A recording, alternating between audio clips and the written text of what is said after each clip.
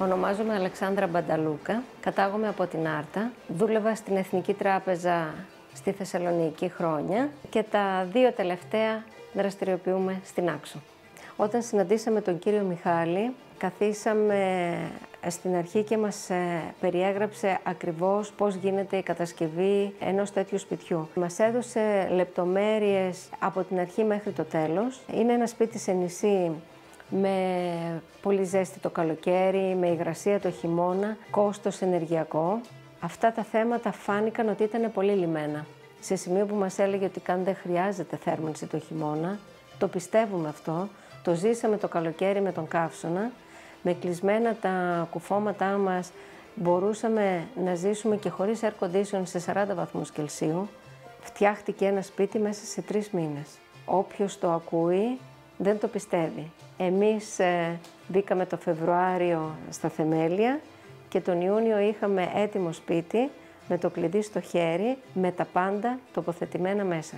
Ήταν πάρα πολύ σημαντικό το γεγονός ότι υπήρχε ένας προϋπολογισμός. Ξέραμε ότι το κόστος αυτού του σπιτιού ήταν αυτό που γράφτηκε και μας υποσχέθηκε και κατασκευάζαμε ένα σπίτι χωρίς να έχουμε καθόλου αποκλίσεις. Και αυτό έγινε πραγματικά. Η εταιρεία ό,τι μας υποσχέθηκε ότι θα φτιάξει, το έφτιαξε με τον καλύτερο τρόπο. Μπορώ να πω ότι πήραμε και παραπάνω πράγματα από αυτά που αρχικά σκεφτόμασταν στην κατασκευή. Μας κάνανε δώρα διάφορες επιλογές που προκύψανε στη συνέχεια. Δεν στενοχωρηθήκαμε σε καμία φάση μαζί τους. Ήταν πάρα πολύ σημαντικό. Ό,τι ζητούσαμε έλεγε μη στενοχωριέστε, θα γίνει. Είχαμε μία συνεργασία άψογη. Δεν θα ξεχάσω αυτή την επικοινωνία με τον κύριο Μιχάλη. Σε κάθε δύσκολη φάση έδινε λύση. Και όχι μόνο ο ίδιος, αλλά και οι άνθρωποι που είχε στείλει εδώ για να κατασκευάσουν.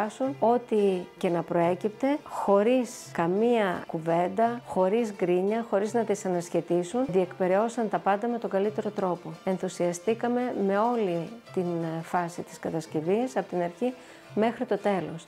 Δεν είναι υπερβολές αυτά που σας λέω, γιατί σε μία κατασκευή, ξέρετε, είναι πάρα πολύ δύσκολο να πάρεις αυτό που φαντάζεσαι, αρχικά από μία μελέτη, από θεωρητική εικόνα. Εμείς πήραμε καλύτερα αποτελέσματα από αυτά που αρχικά περιμέναμε. Και εμείς πρέπει να πω ότι δεν δουλέψαμε με την εταιρεία εξειδικευμένα για να αναβαθμίσουμε τις επιλογές μας. Πήραμε αυτόν τον στάνταρ εξοπλισμό που προσφέρει η εταιρεία. Και αυτός ο στάνταρ εξοπλισμός είναι πάνω από το μέσο όρο μιας κατοικίας. Και είμαστε πάρα πολύ ευχαριστημένοι. Μπορεί κάποιος να επιλέξει να κάνει άλλου τύπου κατασκευές μέσα, να βάλει άλλα υλικά, να παρέμβει στα πλακάκια, στα είδη υγιεινής. Παρ' όλα αυτά δεν το κάναμε. Και δεν χρειάστηκε να το κάνουμε. Δεν είχαμε καθόλου άγχος για το αποτέλεσμα της κατασκευής και το λέω αυτό γιατί οι άνθρωποι ήρθαν από την αρχή να αξιολογήσουν το χώρο μας. Ήτανε πάρα πολύ δύσκολη η κατασκευή, στενή δρόμη, μικρό οικόπεδο, δύσκολη πρόσβαση. Τα αυτοκίνητα δεν ήταν τόσο άνετα για να πλησιάσουν και να προσεγγίσουν το οικόπεδο. Το κατάφεραν όμως με πολύ μεγάλη δυσκολία, χωρίς να μας δημιουργήσουν και κανένα πρόβλημα.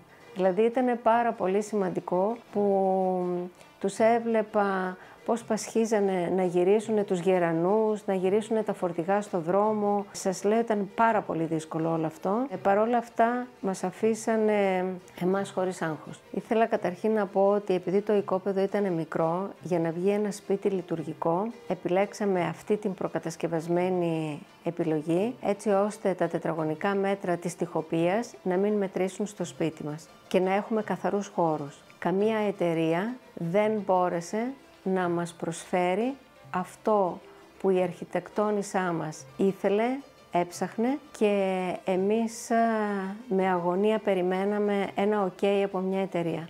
Αυτό το OK μας το έδωσε μόνο η εταιρεία Κοφινάς.